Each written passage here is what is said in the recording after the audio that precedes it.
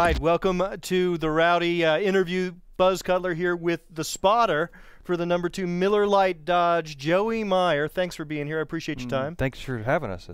Absolutely. I specifically wanted to talk to a spotter after Talladega, because we had Tab Boyd in here, the spotter for Juan Pablo Montoya, after Daytona. Fascinating conversation. So from Daytona, when you guys were just sort of figuring out this two-car draft, to Talladega, what was the evolution for you as a spotter? What changed from Daytona to Talladega? At Talladega, the biggest thing that we did was communication. The teams back at the shop worked heavily on cooling, which NASCAR took a little bit away from us at Daytona, and we come back even better at Talladega. But the biggest thing from a spotter-driver combination was the communication level. All right, now we did the pod. We use different names for it. I refer to the packs, the two-car groups, as pods. It's something simple, short, to the point that when I say it on the radio, he knew exactly what I was talking about. So as we developed the pod racing, now we know what the driver wants to hear. If he's behind, he can't see going forward. If the guy's in front, he can't see what's behind. So it was the communication that really evolved, with the drivers wanting to or not wanting to change frequencies, with other drivers coming to you and saying, hey, I'm going to be on your frequency.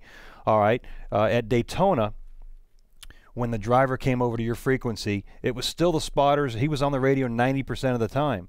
The biggest difference at Talladega was when the driver came to your frequency, the spotter was off the air almost totally.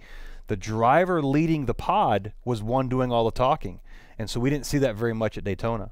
Interesting. Now, I heard a quote from David Reagan after the race saying he was on his own channel at Talladega for maybe like one lap. Right. And so he was hearing voices he had never heard before. Right. So were you in communication with Brad, like when Brad and Kurt were working together? Yes. Were you in communication with them, or was Kurt's spotter, or a combination of the two? No, there was two mentalities of it. The one mentality was, I'm going to switch to every other driver.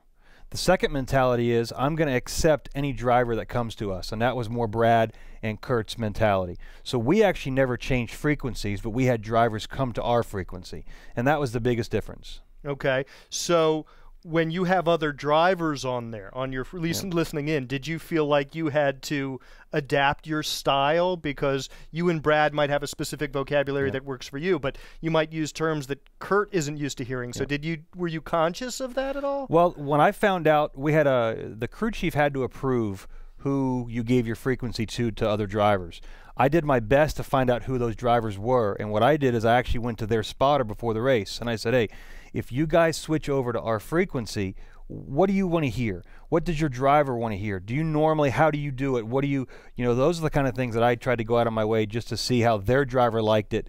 And so when he came over to our frequency, it wasn't like our first time doing it, even though it may have been. Right, and I assume when a driver, like let's just say Kurt Busch, came over to your frequency, his spotter came as well. Well, the spotter did not, because the spotter doesn't change frequencies. Just the driver does.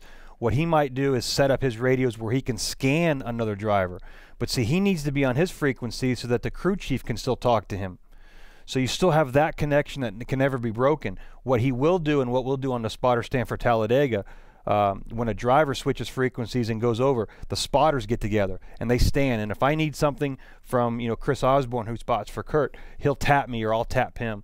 But the link between the crew chief and the spotter is never really broken. Understood. I guess the other thing that's really different spotting with these two-car drafts is now you're spotting a car that's twice as long as what you're used to spotting. Right. So did that throw you off? No, to throw it off, we got to practice it at Daytona for sure.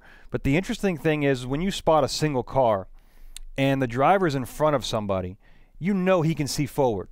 So there's certain information going forward you don't give him. Well, this is the complete opposite. You have to give him both what's in front for the guy pushing and what's behind for the guy pulling. So you spotted twice because it was like he was totally blind.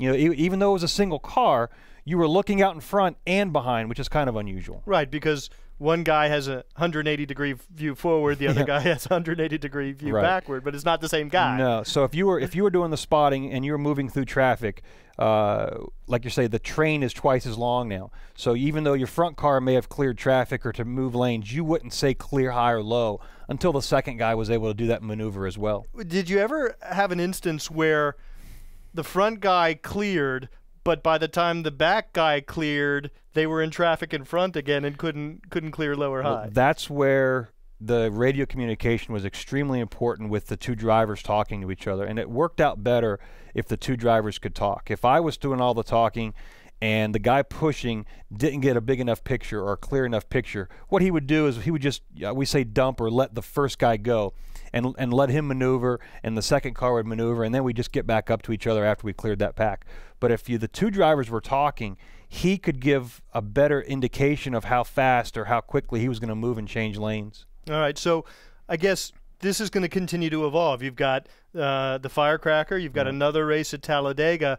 So did you guys have like a post-mortem after the fact and say, this worked, this didn't work? What's the next step in this evolution from a spotter's perspective? Yeah, one of the things that Brad and myself do after every race is we go back and we watch the video from the TV.